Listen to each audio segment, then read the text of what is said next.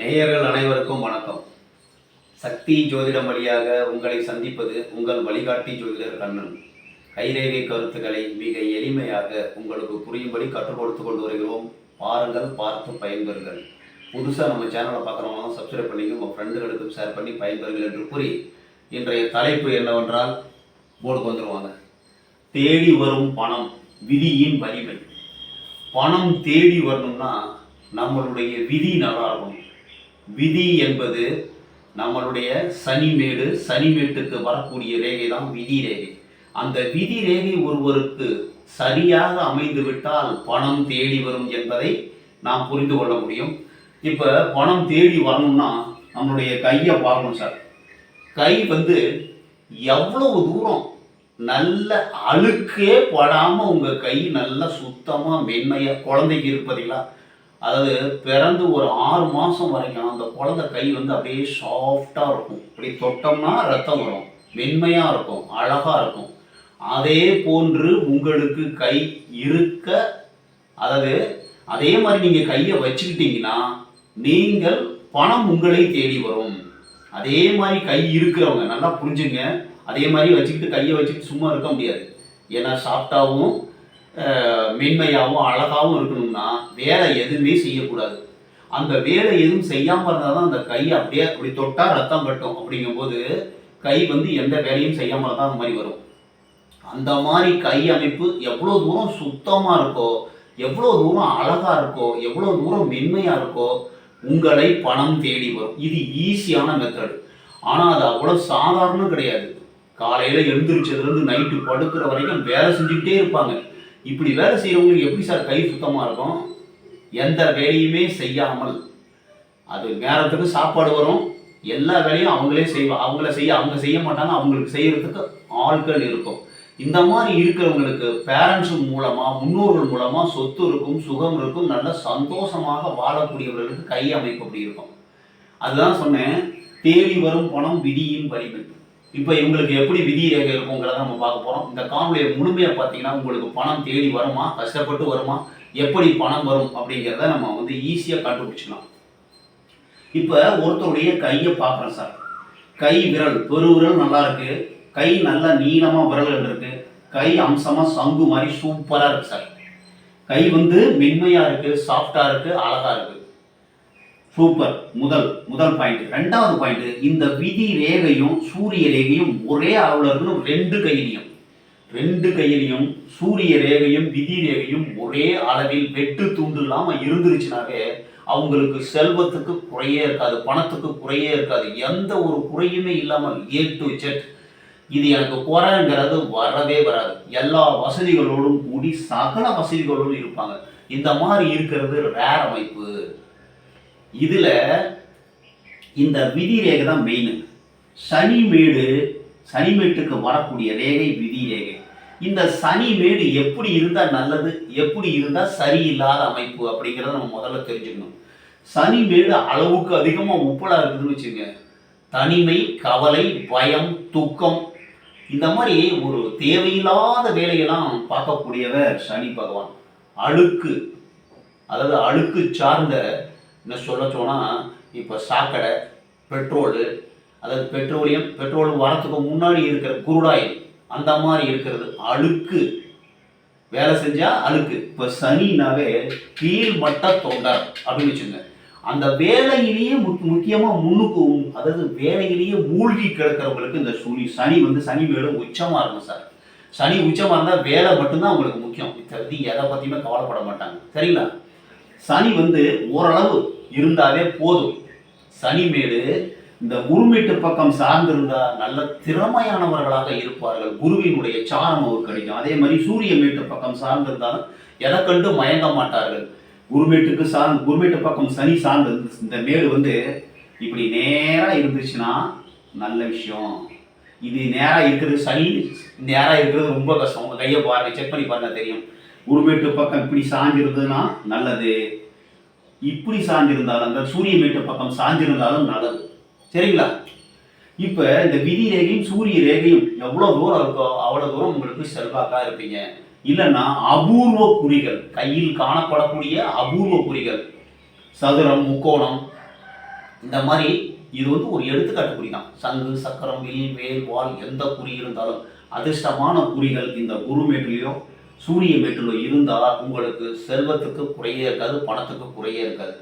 மெயினான பாயிண்ட் என்னன்னா, கையால் கஷ்டப்பட்டு கை கருப்பாக இருந்தாலே அவங்க கஷ்டப்பட்டால் தான் கை கருப்பாக இருக்கும். அது எல்லாருக்குமே தெரிஞ்ச விஷயம் தானே. கை கஷ்டப்பட்டு கையில் தான் வேலை செய்யணும், ரெண்டு கையுமே. ஒரு சில பேர் விவசாயம் பண்ணுறவங்க மண்ணில் கையை வச்சு வேலை செஞ்சால் தான் கருப்பான தான் மண்ணில். கையில் சேரு, வயிற்றுக்கு சோறு, அதான் விவசாயிகளுடைய இது. உங்களுக்கு எல்லா விஷயமே தெரியும், தெரியல. உங்களுக்கு தெரிஞ்சதை ஞாபகப்படுத்துகிறேன். கை எவ்வளோ தூரம் சுத்தமாக யார் வச்சுக்க முடியுதோ அவங்களுக்கு பணம் தேடி வரும். வச்சுக்க முடியாதவங்களுக்கு நீங்கள் பணத்தை தேடி போகணும். நல்லா புரிஞ்சுக்க, ஈஸியாக அவங்களுக்கு புரிஞ்சுக்க.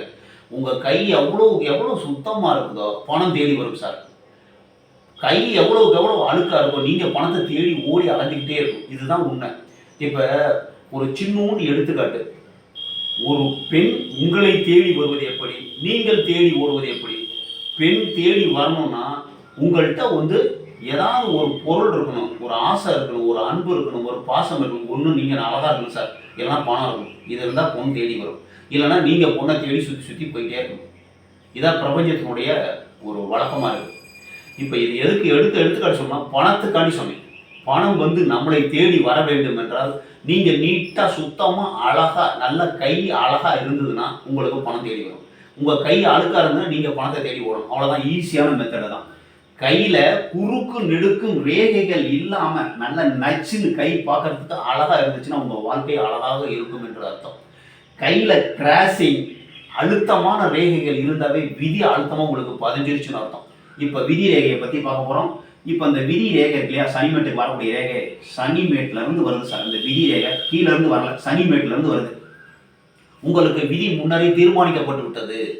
அதுலேயும் அடித்தல், வெட்டு, துண்டு இது மாதிரி இருந்ததுன்னா பணமே வராது சார். நீங்கள் கஷ்டப்பட்டு ரொம்ப புழிஞ்சு எடுத்து தான் வரும். ஏன்னா ஏன்னு கேள்வி கேட்கணும். இப்போ சந்திரமேடு, சந்திரன்னா மனம். சனி என்னது? சனி கஞ்சத்தனம், அதாவது பயம், தனிமை, கவலை, தூக்கம், துயரம், கர்மா, நம்மளுடைய செயல். நல்லா புரிஞ்சுங்க. ஒரு நபருக்கு நடந்தது, நடப்பது, நடக்க போவது மூன்றையும் முடிவு செய்யக்கூடியவர் நாம தான் முடிவு பண்ணுறோம். நம்மளுடைய செயல் தான் முடிவு செய்யுது. நல்லா புரிஞ்சுக்கணும். நமக்கு முன்னாடி நடந்தது, இப்போ நடக்கிறது, இனிமேல் நடக்க போகிறது மூணையும் நம்ம தான் கண்ட்ரோல் பண்ணுறோம். நடந்து முடிஞ்சதுக்கு காரணமும் நீங்கள் தான். இப்போ நடக்கிறதுக்கு காரணம் நீங்கள் தான் செஞ்சுக்கிட்டு இருக்கீங்க. இனிமேல் நடக்க போகிறதையும் நீங்கள் தான் செய்ய போகிறீங்க. அப்போ மூணையுமே நம்ம தான் செஞ்சுக்கிட்டு இருக்கோம். அப்போ நம்மளுடைய செயல்கள் அடுத்தவங்களுக்கு எந்த விதத்திலையும் பாதிக்காமல் இருந்ததுனாலே உங்களுக்கு கர்மா பின்தொடராது. நல்ல கர்மாக நல்ல ஒரு வருமானம் வரும். கர்மா தான் வருமானம், வேலை தான் வருமானம். வேலை இல்லைன்னா வருமானமே கிடையாது. சரிங்களா? வேலை செய்யாமல் வருமானம் வருமா அப்படிங்கிறத இன்னைக்கு பார்க்க போகிறோம். தேடி வருமானம் வருமா அப்படின்னா இந்த விதி ரேகை சனி சந்திரன் வீட்டிலேருந்து போகுதுன்னா மனைவி மூலமாக, வாழ்க்கை துணை மூலமாக பணம் தேடி வரும். இல்லைன்னா வெளிநாடு வெளியூர் போனால் பணம் தேடி வரும். இதுதான் ஒரு மெயினான பாயிண்ட். சுக்கிரன் வீட்டிலேருந்து விதி ரேகை போச்சுன்னா பெண்கள் மூலமாக, திருமணமான பிறகு பெண்கள் உதவி செய்து அவர்கள் மூலமாக உங்களுக்கு வருமானம் வரும். இப்போ இந்த செவ்வாய் சமவெளியிலிருந்து விதி ரேகை போகுது சார். வாழ்க்கையில் கஷ்டப்பட்டு பாதி வீசுக்கு மேலே உருண்டு திரண்டு உங்களுடைய நண்பர்கள் மூலமாக, அதாவது சிபாரிசு பண்ணி வேலை வாங்கி பணம் சம்பாதிக்கக்கூடிய ஒரு அமைப்பு உருவாகும். எந்த மேட்டிலிருந்து, அதாவது சுக்கிரமேடு, சந்திரமேடு, இல்லைன்னா கங்கணமேட்டிலேருந்து போகும் சார். இந்த 3 மேட்டிலேருந்து தான் போகும். மிச்சப்படி விதி ரேகை இதுக்கு மேலே போச்சுனாவே உங்களுக்கு பாதி வயசு கஷ்டமாகவே முடியும்.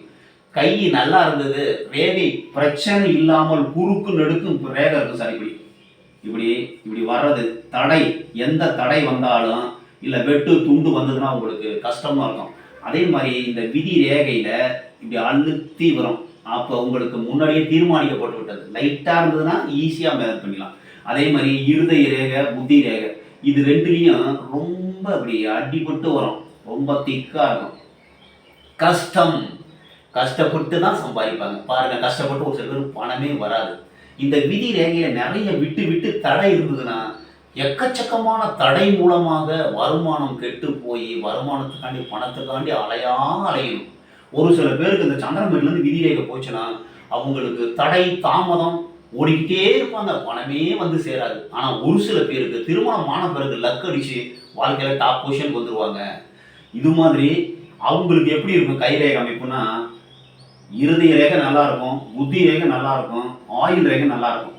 விதி ரேகை இந்த சந்திரமேட்டிலிருந்து வந்து சூரிய ரேகையும் கொஞ்சோண்டு இருக்கும். அப்படி இருந்ததுன்னா அந்த வயசுக்கு மேல உங்களுக்கு டாப் பொசிஷன் வரதுக்கு வாய்ப்பு இருக்கு. நல்லா புரிஞ்சுங்க. ஈஸியா திரும்ப சொல்றேன். முதல் பாயிண்ட், கையில அழுக்கு போடாம இருந்தா பணம் தேடி வரும். ரெண்டாவது பாயிண்ட், சூரிய ரேகையும் விதி ரேகையும் ரெண்டு கையிலையும் ஒரே அளவில் சம அளவில் இருந்துருச்சுன்னா உங்களுக்கு பணம் தேடி வரும். சரிங்களா? அபூர்வ குறிகள் ஏதாவது கையிலே காணப்பட்டால், அல்ல குருமேட்டிலேயோ சூரிய மேட்டிலேயோ காணப்பட்டால் பணம் தேடி வரும். இல்ல நீங்கள் பணத்தை தேடி செல்ல வேண்டும். இந்த 3 வழியா தான் பணம் தேடி வரும். ஒண்ணு அதிர்ஷ்டக்குறி, அபூர்வ குறி இருக்கணும். அதிர்ஷ்டக்குறி கூட வேலை செஞ்சாதான் அதிர்ஷ்டம். அது வேலை செய்யாம வரதான் அபூர்வ குறி. ஒண்ணு கையில வந்து கை சுத்தமா இருக்கணும் ஒண்ணு. ரெண்டாவது 2 சூரிய ரேகையும் விதி ரேகையும் சேர்ந்து இருக்கணும் 2 கையிலையும். இந்த 3 வழியா தான் பணம் உங்களை தேடி வரும். இல்லைன்னா பணத்தை தேடி நீங்கள் தான் செல்ல வேண்டும். இது 3 ஏதாவது ஒண்ணு இருந்தாவே உங்களுக்கு பணம் தேடி வரும். உங்க கையை செக் பண்ணுங்க. பணம் தேடி வருமா, இல்லை நீங்க பணத்தை தேடி போகணுமா? அப்ப விதி ரேகையில எவ்வளவு தடை இருக்கோ அவ்வளவு தடைப்பட்டு வருமானம் தடைப்பட்டு தான் வரும். ஈஸியா உங்க கையை பார்த்தோன்னு புரியுற மாதிரி ஜோதிட கருத்துக்களை கற்றுக் கொடுத்து கொண்டு வருகிறோம். பாருங்கள், பார்த்து பயன்பெறுங்கள். மற்றும் ஒரு சிறப்பான காணொலியில் உங்களை சந்திக்கும் வரை உங்கள் வழிகாட்டி ஜோதிடர் கண்ணன். வணக்கம்.